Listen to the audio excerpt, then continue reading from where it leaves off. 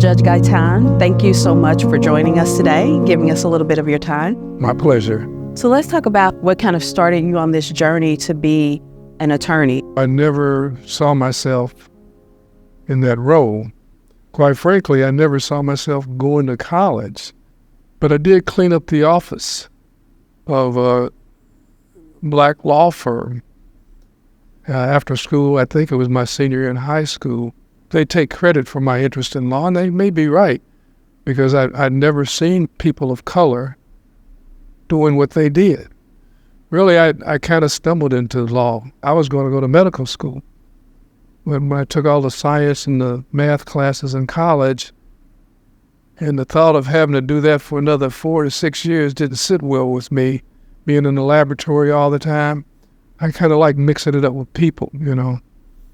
So when I graduated, my degree was in biology and psychology, and I happened to apply for a job that was a social service job working with underprivileged families. It was co-sponsored by the YMCA, the Greater Kansas City YMCA, and the Young Lawyers section of the Kansas City Bar Association.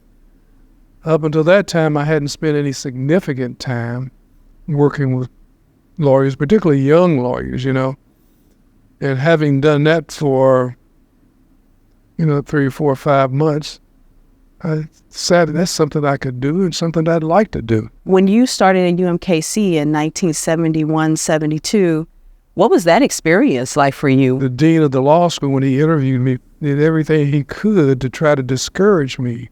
Essentially said, I don't think you have what it takes. And of course, he inspired me with those words.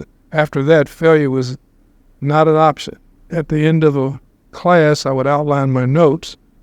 At the end of the week, I would condense those notes, and then I would supplement them with my research on the subject matter. And during the day, I would record my outline. At night, I'd play that outline as I lay in bed trying to sleep. They had study groups, but we weren't invited to be a part of those study groups by the other students.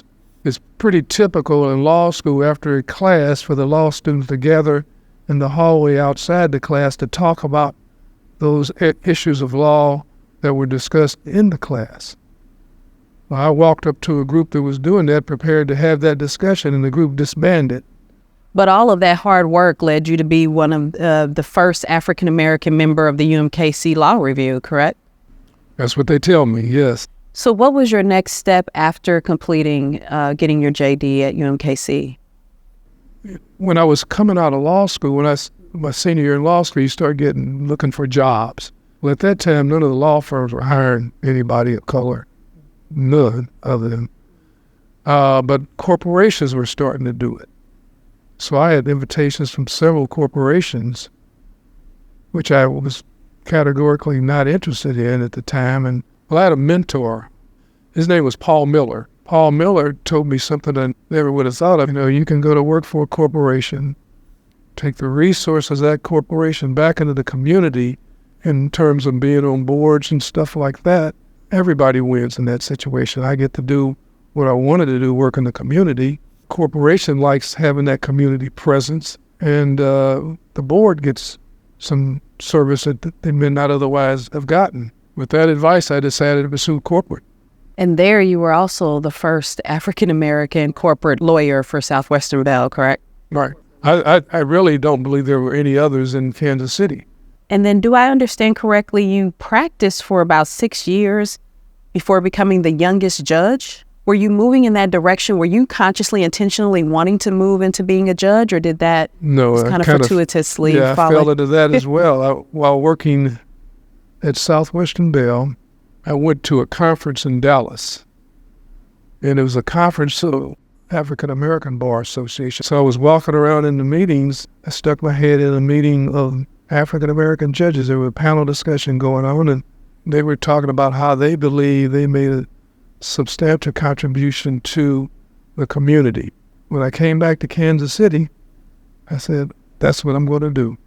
Our first and only black judge on our state trial court was retiring. So it was a long shot. But I said, what the heck? I want to throw my hat in the ring. Then the governor selected me to serve at age 32. At age 32. Wow, that's pretty impressive. You got quite a history here, a lot of firsts, where you were the first one on the scene. In the last maybe 10 years, I have a colleague on my court of color. And this is the first colleague of color that I've ever served with in my 43 years on the court. When I was on Jackson County Circuit Court, just me. I was on the Missouri Court of Appeals, just me. So it's kind of nice to have a colleague of color.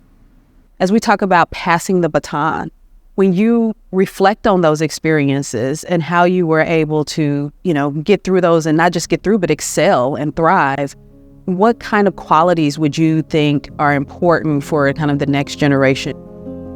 I just say take your responsibilities seriously. You are dealing with the public, and they're expecting you to be the best that you can be. And maybe spend hours taking notes and then revising the notes and then listening to the notes while you're sleeping. Well, I don't know if anybody's that crazy.